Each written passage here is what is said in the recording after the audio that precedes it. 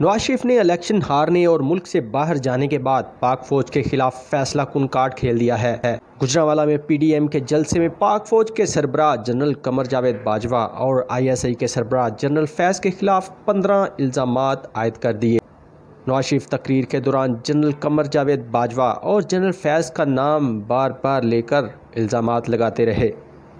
میاں نواز شریف نے کون کون سے الزامات لگائے، آئیے دیکھتے ہیں اس ویڈیو میں۔ اور ان کے اہل خانہ کے ساتھ ہونے والی ناانصافی کا کون ذمہ دار ہے؟ اس میڈیا کی زبان بندی کا کون ذمہ دار ہے؟ سینٹ کے انتخابات پر ڈاکہ ڈالنے کا کون ذمہ دار ہے؟ الیکشن سے پہلے جوڑ توڑ اور ہارس ٹریڈنگ کا کون ذمہ دار ہے؟ صحافیوں کو اغوا کر کے تشدد کرنے کا کون ذمہ دار ہے؟ عمران نیازی کی اس نائل حکومت کی تباہ کاریوں کا کون ذمہ دار ہے؟ جنرل قمر جاوید باجوہ صاحب، یہ سوغات آپ ہی کی دی ہوئی ہے۔ آپ ہی اس مصیبت کی ماری قوم کی پریشانیوں کا موجب ہیں۔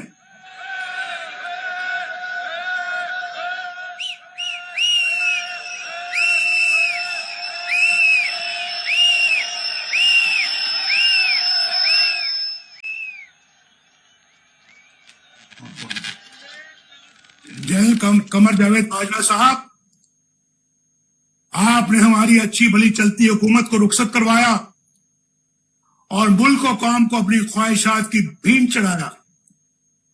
ممبران پارلیمنٹ کی خرید و فروخت، جس سے ہم عرصہ دراز سے جان چھڑا چکے تھے، دوبارہ آپ نے شروع کروائی۔ ججوں سے زور زبردستی سے فیصلے آپ نے لکھوائے۔ انصاف کرنے کے جرم میں جسٹس شوکت عزیز صدیقی اور قاضی فائز عیسیٰ کے خلاف تمام اقدامات آپ کے ایما پر کیے گئے۔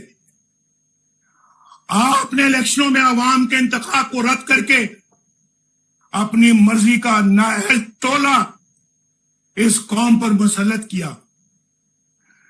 نتیجے میں ہونے والی بربادی کے بھی آپ ہی ذمہ دار ہیں۔ جنرل باجوہ صاحب، جواب آپ کو ہی دینا پڑے گا۔ آپ کو بجلی کا بل بجلی بن کر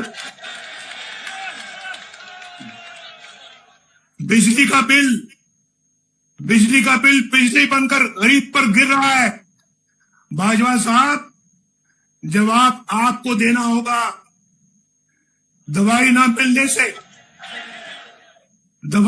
ملنے سے میرے پاکستان کا غریب مر رہا ہے۔ باجوہ صاحب، جواب آپ کو دینا ہوگا۔ غریب کی روٹی 10 روپے کی ہو گئی ہے۔ باجوہ صاحب، جواب آپ کو دینا ہوگا۔ ان غریبوں کے بہتے ہوئے آنسو کے ذمہ دار آپ ہیں۔ باجوہ صاحب،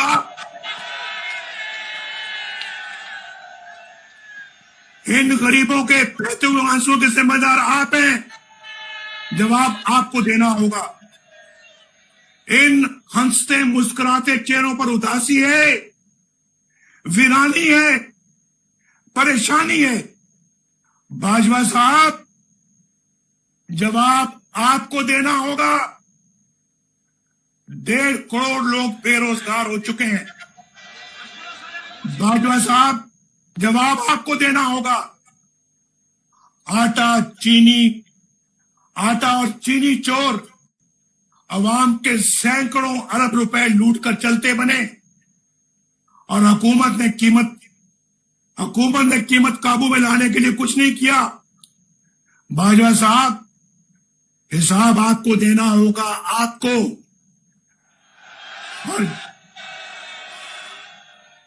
اور جنرل فیض، یہ سب کچھ آپ کے ہاتھوں سے ہوا ہے۔ جواب بھی آپ کو دینا ہوگا۔ آپ نے نواز شریف کو باغی کہنا ہے، ضرور کہیے۔ غدار کہنا ہے، ضرور کہیے۔ इश्तिहारी कहना है जरूर कहिए, हाई जैकेट कहना है जरूर कहिए, नवाज शरीफ के असासे जायदाद जब्त करनी है जरूर कीजिए, नवाज शरीफ के खिलाफ झूठे मुकदमात बनाने हैं जरूर बनाइए, लेकिन नवाज शरीफ अपने गरीब और मजलूम आवाज की आवाज बनता रहेगा।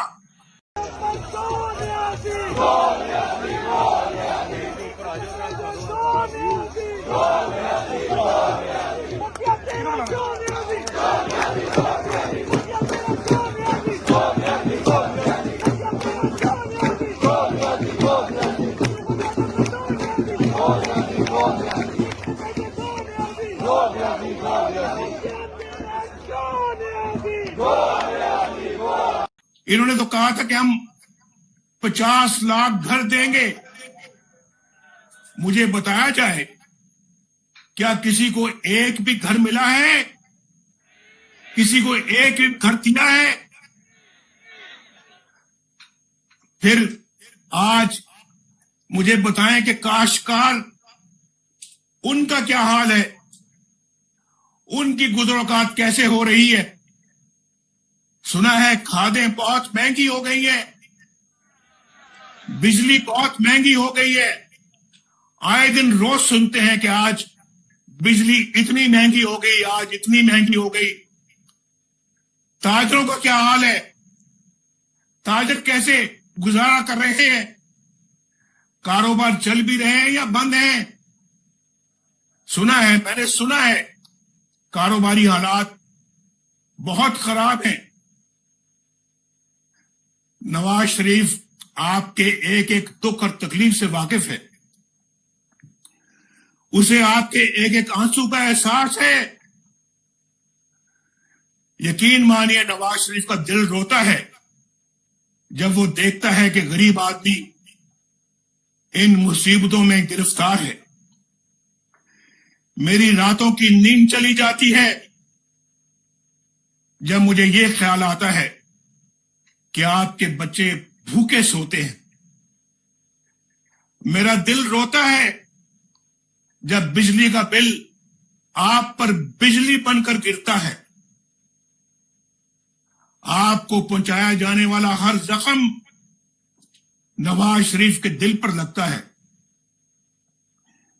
अभी 3-4 रोज पहले मुझे मालूम हुआ कि रोटी 10 रुपए कर दी गई है। क्या ये बात दुरुस्त है? मेरे भाइयों, मुझे बताओ, रोटी वाकई 10 रुपए कर दी गई है?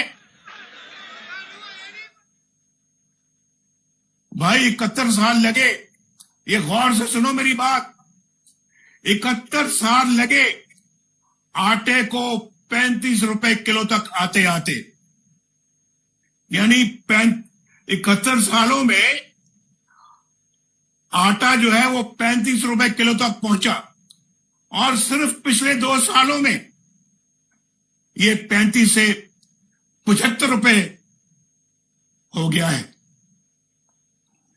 मुझे बताएं कि कहां 75 साल, कहां 71 साल, और कहां सिर्फ ये 2 साल। और आज मुझे बताएं कि किस तरह से गरीब गुजारा करता है। एक मजदूर या बेरोजगार एक वक्त में 2 रोटियां भी खाए तो महीने के 1200 रुपए कहां से लाए? और जिसके घर में 6 लोग हों खाने वाले, वो 7,000 रुपए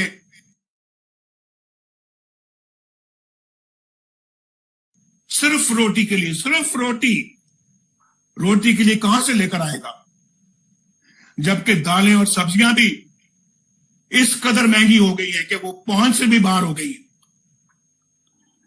जब बच्चों की स्कूल फीस अदा करने का वक्त आता है, यहां बैठे हुए हैं आप, बहुत सारे बच्चों के बाप यहां पर बैठे हुए हैं, तो जब अपने बच्चों की स्कूल फीस अदा करने का वक्त आता है तो बाप को समझ नहीं आती कि बच्चों की तालीम जारी रखे या उनके मुंह में नवाला डाले, उनके मुंह में खाना डाले। इस हुकूमत ने गरीब अवाम को जीते जी मार दिया है। न जाने किस मुंह से ये लोग मीडिया पर आते हैं, बेशर्मी के साथ इधर उधर की कहानियां सुनाकर चले जाते हैं। आप रोज ये तमाशा देखते हैं टेलीविजनों के ऊपर। भाई आपको गुजरांवाला के मेरे भाइयों, आपको मालूम होना चाहिए, मैं आपसे पूछ रहा हूं, इन तमाम मुसीबतों का जिम्मेदार कौन है? इस सारी तबाही का मैं किसके साथ इल्जाम दूं? गुजरांवालों के मेरे भाइयों साथियों, इस बर्बादी पर अवाम किसका गिरेबान पकड़े? इमरान नियाजी का या फिर उसके लाने वालों का? इसका जवाब आप भी सोच समझ कर दें। इमरान नियाजी का या फिर उसके लाने वालों का गिरेबान पकड़े? किसका गिरेबान पकड़े? मैं किसके हाथ पे अपना लहू तलाश करूं? आप बताएं गुजरांवाला के भाइयों और बहनों, असल कसूरवार कौन है? आपका वोट किसने चोरी किया? इलेक्शनों में किसने धांधली की? पोलिंग एजेंटों को किसने निकाल बाहर किया? जो वोट आपने डाला था वो किसी और के डब्बे पे कैसे पहुंच गया? किसने पहुंचाया? आपके वोटों पर दो मोहरें किसने लगाई? और फिर रात के अंधेरे में आरटीएस किसने बंद किया? नताइज, इलेक्शनों के नताइज क्यों रोके रखे गए? बताएं मुझे, आप क्यों रोके रखे गए? इसका जवाब चाहिए हमें। क्यों बैन अक़वामी इदारों ने इलेक्शन की शफाफियत पर उंगलियां उठाई और हारी हुई पीटीआई को किसने जितवाया? वोट आपकी एक मुकद्दस अमानत है। आपकी इस अमानत में किसने खयानत की? मुझे पता लगना चाहिए और आपको भी पता लगना चाहिए। ये हमारा सवाल है, इसका जवाब हम लेकर छोड़ेंगे। किसने सिलेक्टेड हुकूमत बनवाने के लिए हॉर्स ट्रेडिंग का बाजार दोबारा गर्म किया? और किसने अवाम के इंतखाब को रद्द करके अपनी मर्जी की हुकूमत बनाई? नालायक और नाहिल इमरान नियाजी को किसने वजीर आजम बनाया? बताएं, किसने बनाया? गुजरांवाला वालों, बताओ, उंगली किसकी तरफ उठती है? किसकी तरफ उठती है उंगली? बताओ। आप बताएंगे या फिर मैं बताऊं? और डरेंगे नहीं आप। अगर डरेंगे, जो डर गया वो मर गया। डरना नहीं है। और गुजरांवाला के अवाम तो वैसे कभी नहीं डरते। गुजरांवाला के अवाम तो बड़े दिलेर लोग हैं, जुर्रतमंद हैं, शेर हैं, शेर। आज आप गीदड़ नहीं है, आप गाय भैंसे नहीं है, आप भेड़ बकरियां नहीं है कि जिधर कोई हाँकेगा आप हाँके जाएंगे, जिधर कोई चलाएगा आप चलते जाएंगे। आप बाज़मीर लोग हैं, बाज़मीर। आप अपना जमीर कभी नहीं बेचेंगे। आज खड़े होना होगा, आज उठना होगा। जिसने पाकिस्तान के साथ या आपके साथ ये जुल्म किया है, उसके खिलाफ सीसा पिलाई हुई दीवार बन के आपको खड़ा होना होगा। और इसका आगाज गुजरांवाला के अवाम आज करेंगे इंशाअल्लाह। और ये लहर पूरे पाकिस्तान में फैलेगी। बोलो गुजरांवाला वालों, आप इसका आगाज यहां से करोगे आज। ذرا زور سے بتاؤ کہ آواز ٹی وی کی طرح کم آ رہی ہے. آپ مجھے بتائیں پچھلے 73 سال سے متواتر ملک کے حالات خراب ہوتے جا رہے ہیں. ہمارے دور میں حالات اچھے ہو رہے تھے لیکن اسے بھی برباد کر کے رکھ دیا گیا. یاد کرو آج سے 3 سال پہلے کتنا اچھا دور تھا, اس کو ختم کر دیا گیا. اس سیاسی عدم استحکام نے معیشت کو سنبھلنے نہیں دیا اور عوام کی کمر توڑ کر رکھ دی. اس کی کیا وجہ ہے؟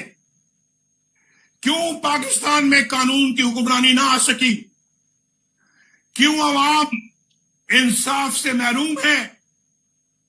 کئی لوگ کیوں انصاف حاصل کرنے کی تگ و دو کرتے رہے, دنیا سے رخصت ہو گئے, اور دوسری طرف ایک مخصوص طبقہ اس کی طرف کوئی آنکھ اٹھا کر نہیں دیکھ سکتا. کیوں آئین کو توڑنے والے, کیوں آئین شکن دندناتے پھرتے ہیں لیکن ان سے کوئی پوچھنے کی جرت نہیں کر سکتا. یہ دورہ معیار یہ پاکستان میں نہیں چلے گا, اب یہ نہیں چلے گا اور نہ ہم چلنے دیں گے اس کو. گجرانوالہ کے عوام اس بات کا عہد کرو نواز شریف کے ساتھ.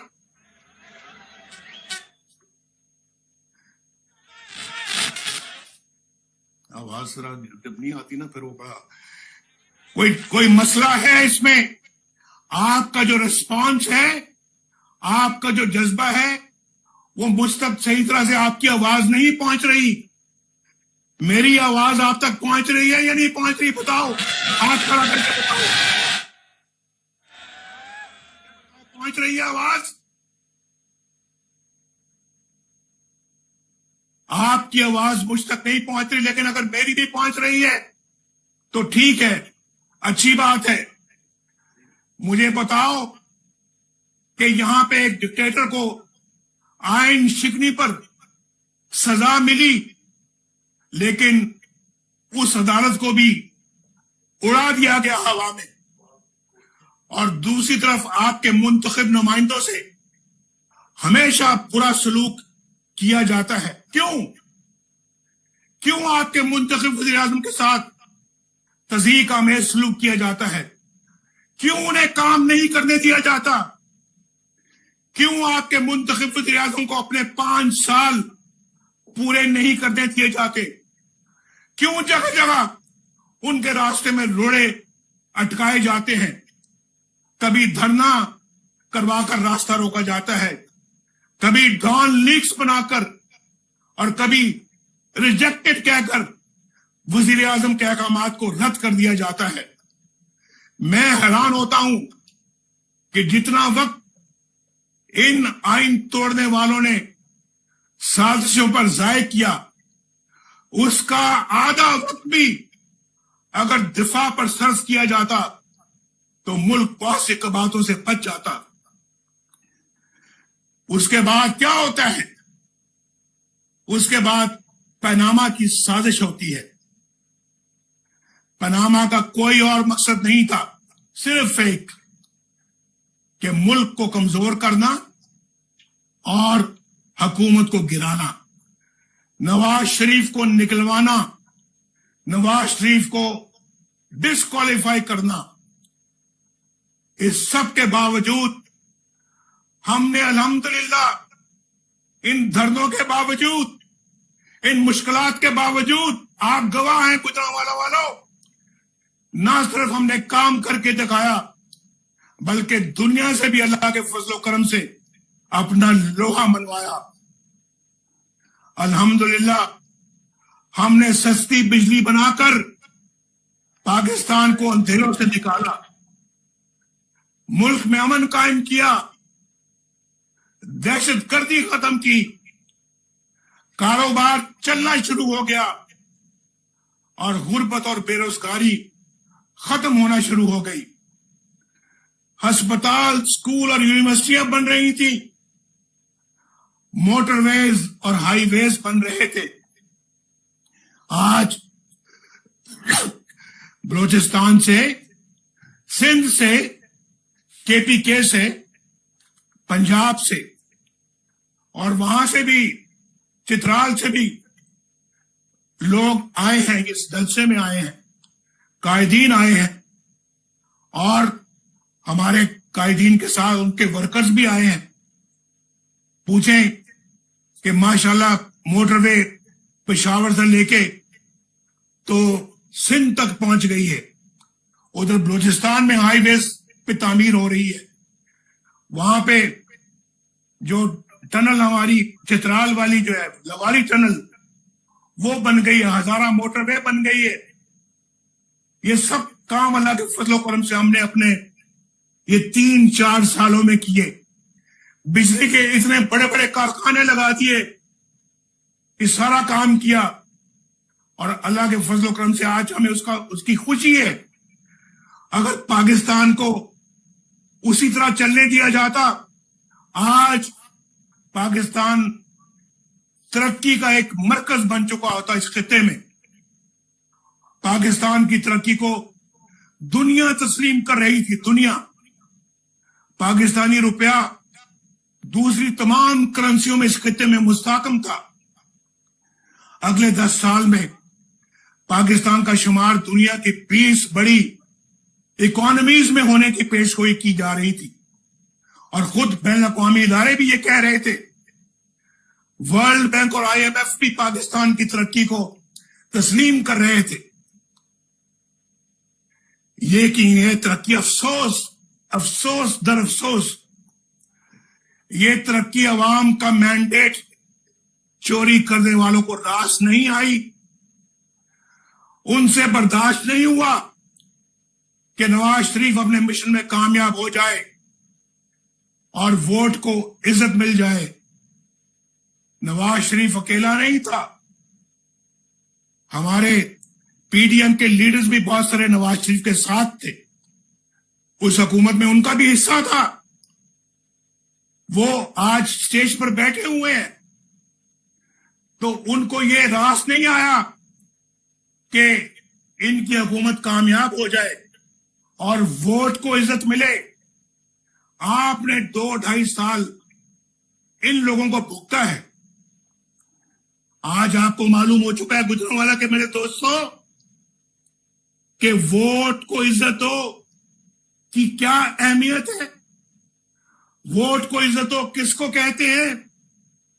آج آپ کو اس کا احساس ہو رہا ہے یا نہیں ہو رہا؟ مجھے آواز دے کر بتاؤ.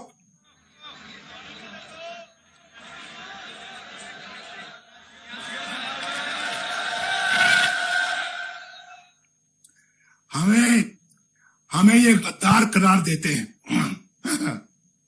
ہمیں یہ غدار قرار دیتے ہیں.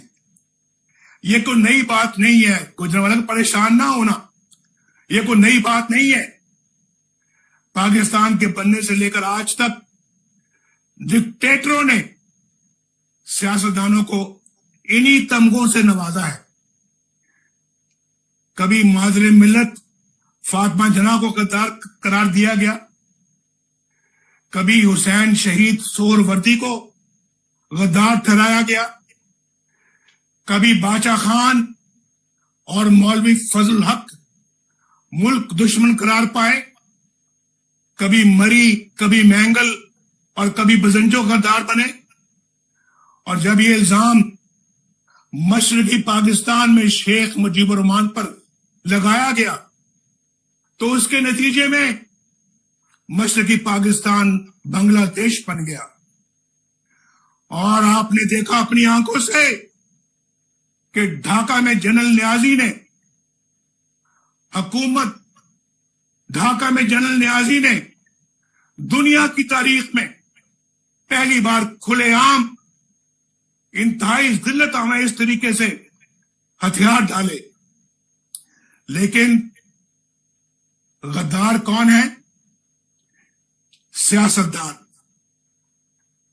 غدار کون ہے؟ نواز شریف. غدار کون ہے؟ मोहतरमा बेनजीर भुट्टो। गद्दार कौन है? वली खान। गद्दार कौन है? अकबर बुक्की या फिर महमूद खान अचकजई, जो हमेशा दस्तूर और आइन की बात करता है। और कौन गद्दार है? ये सब लोग जो स्टेज पर बैठे हुए हैं, सब कायदीन, सब गद्दार है, क्योंकि ये आइन और कानून की बात करते हैं। और मुहिब्बे वतन कौन है? मुहिब्बे वतन कौन है? जिन्होंने आइन को तोड़ा, जिन्होंने आइन को रोंद डाला, जिन्होंने मुल्क को दो टुकड़े कर दिया, ये सब मुहिब्बे वतन है। मेरे गुजरांवाले के भाइयों और बहनों, तारीख और हकायक बड़े तल्ख हैं, लेकिन पाकिस्तान एक अमन पसंद मुल्क है।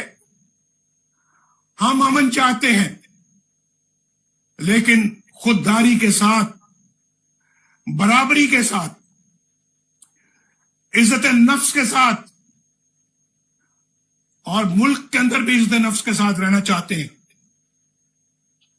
हम ज़मीर के खिलाफ काम करने वाले लोग नहीं हैं, बाज़मीर लोग हैं, बेज़मीर लोग नहीं हैं हम। और फिर मुल्क से बाहर भी, इसलिए जब भारत ने 5 एटमी धमाके किए तो हमने उसका जवाब 6 एटमी धमाकों से दिया। लेकिन जब उन्होंने अमन की बात की तो हमने हमेशा मुस्बत जवाब दिया। हमारे दौर में भारत के वजीर आजम पाकिस्तान आए, आपने अपनी आंखों से देखा, और वजीर आजम वाजपेयी मीनारे पाकिस्तान गए और वहां जाकर अपने हाथ से पाकिस्तान के बारे में अल्फाज तहरीर किए। कोई जाके विजिटर्स बुक को जाके पढ़े, उसे भारत को पढ़े और फिर बताए कि क्या वो पाकिस्तान बेहतर था या आज का पाकिस्तान। क्यों आज दुनिया हमारी बात सुनने को तैयार नहीं है? क्यों हम एतबार इस कदर खो चुके हैं कि हमारे करीबी दोस्त ममालिक भी आज हमारे साथ नहीं है? सऊदी अरब, जो हमारा बहुत काबिल एतमाद दोस्त है, भाइयों से बढ़कर भाई है, क्यों हमने उसे इतना खफा कर दिया कि वो आज हमारी बात, हमसे बात करने को तैयार नहीं है? तमाम तर अक़वाम मुत्तहिदा की करारदादों के होते हुए भी क्यों हम आज निहत्ते कश्मीरियों पर होने वाले मजालिम के खिलाफ आवाज उठाने के काबिल नहीं है? भारत ने यकतरफा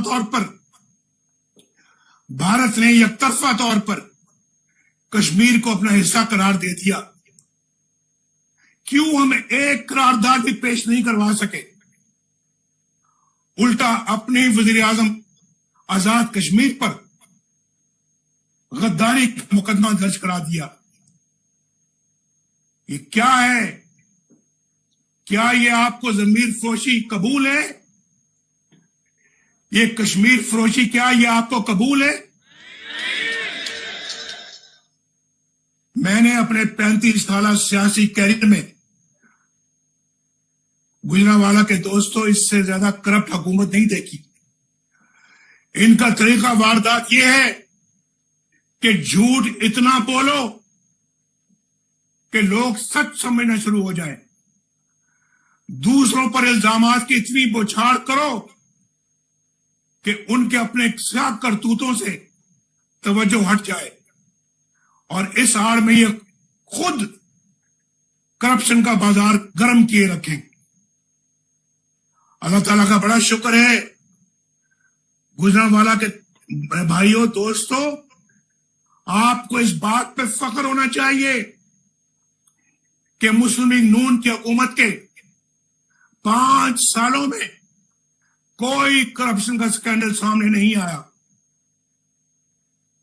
जबकि इन लोगों के आए दिन करप्शन स्कैंडल सामने आ रहे हैं, और स्कैंडल भी वो जिनके जरिए अवाम के, आपके अरबों खरबों रुपए लूट कर ले गए।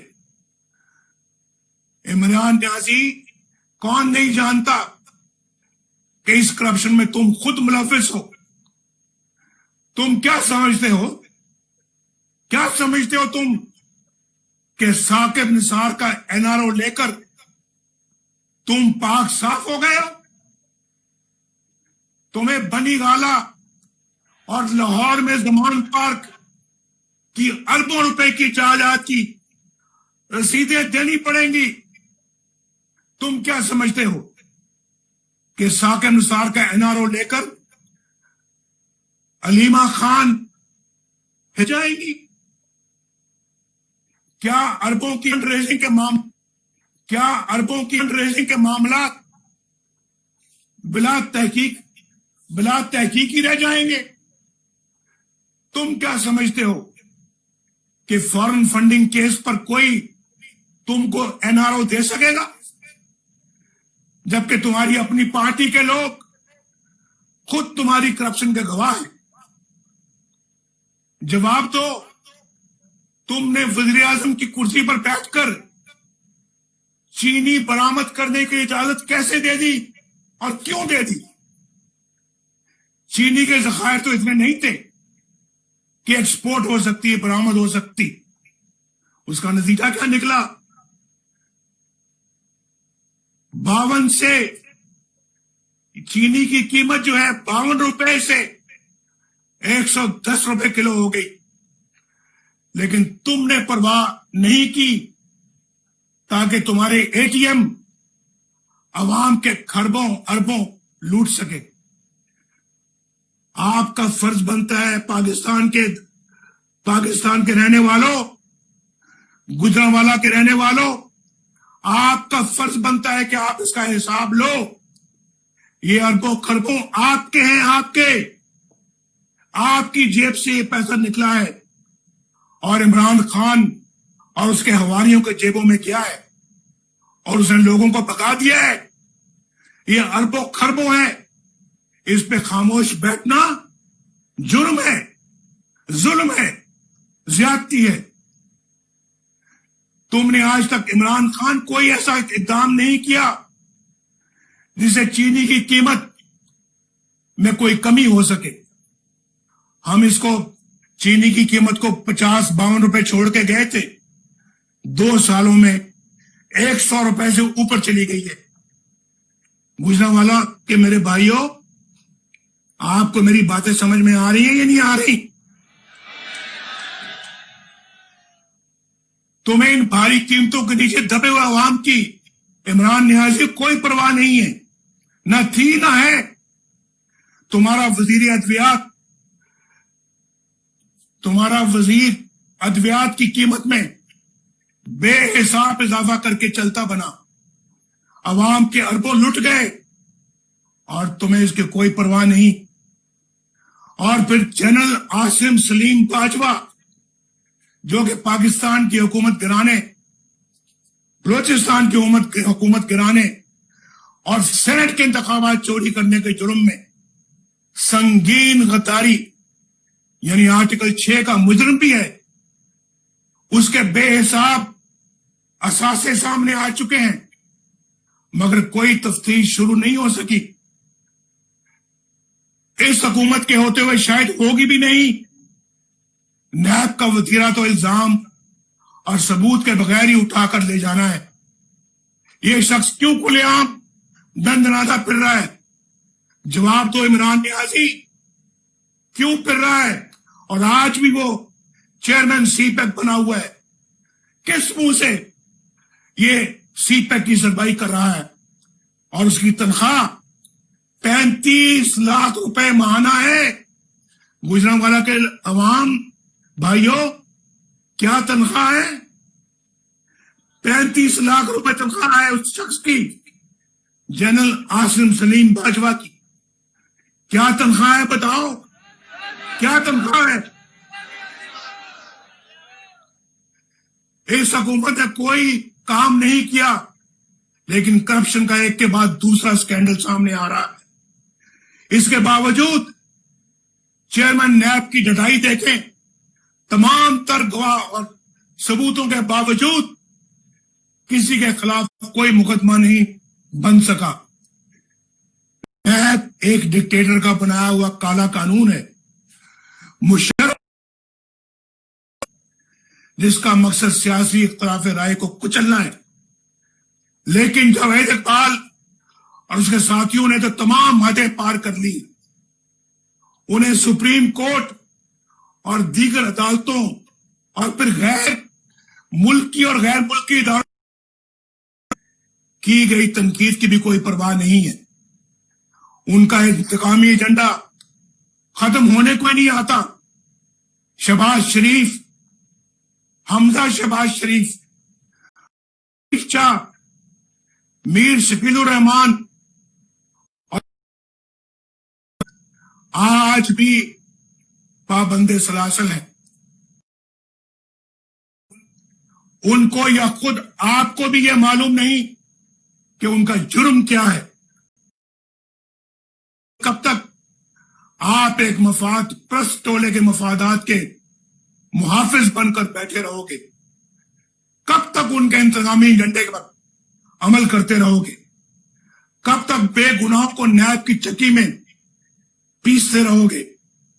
कब तक तुम इमरान नियाजी और आसिम बाजवा जैसों की करप्शन को तहफ्फुज देते रहोगे?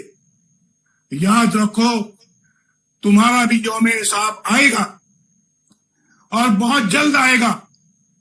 ये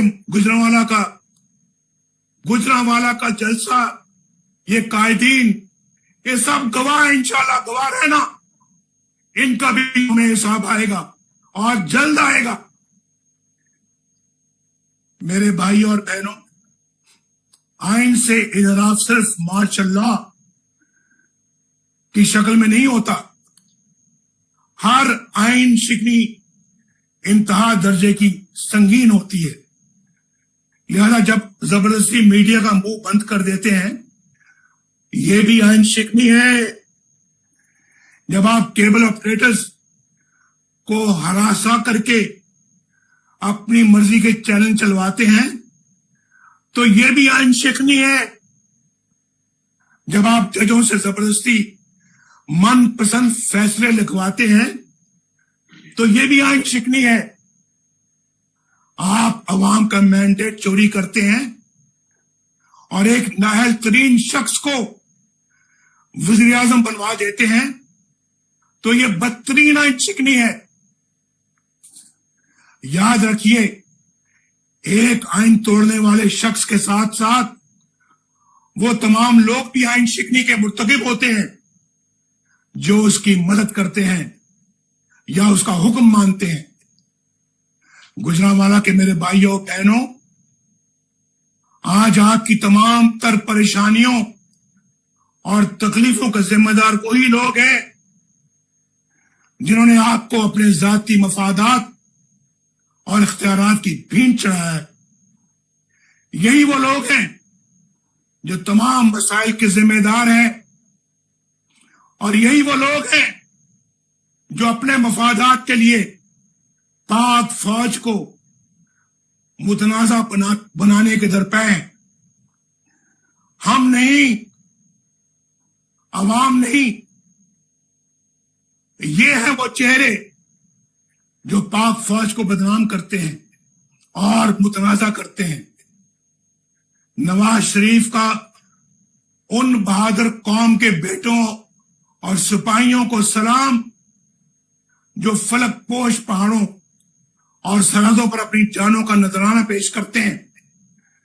कल ही वजीरिस्तान और बलूचिस्तान में 20 शहादतें हुई।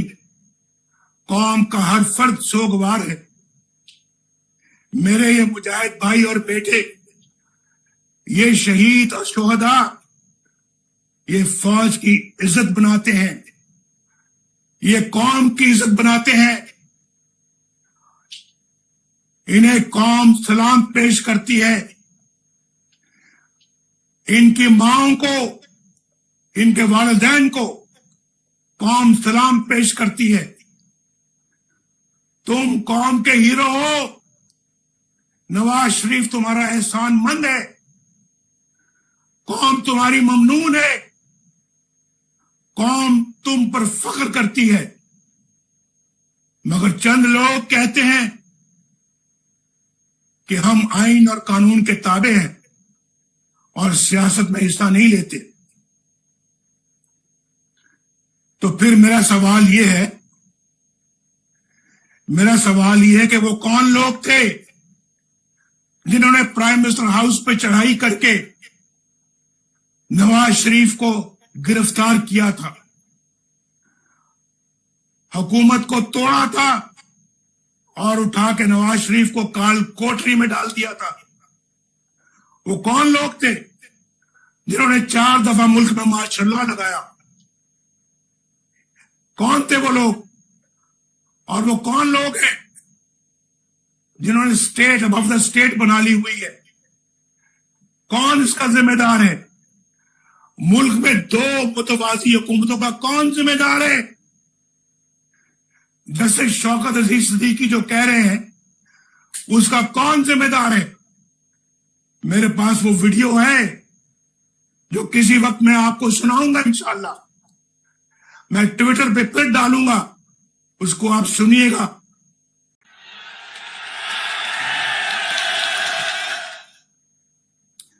नवाज शरीफ आपके वोट को इज्जत दिलाकर रहेगा इंशाअल्लाह।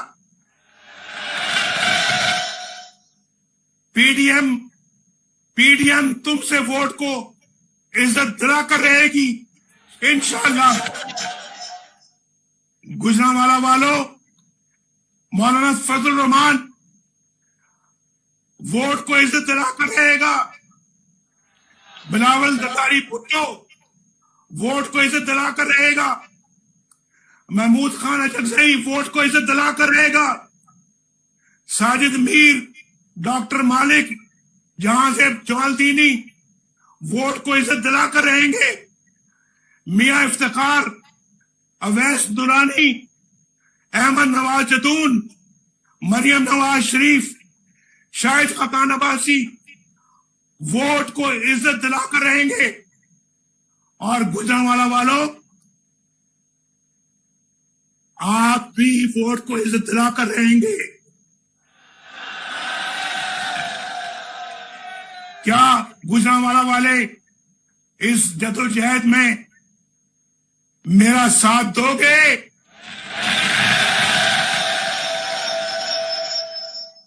पीडीएम का साथ दोगे? क्या पाकिस्तान हमारा साथ देगा?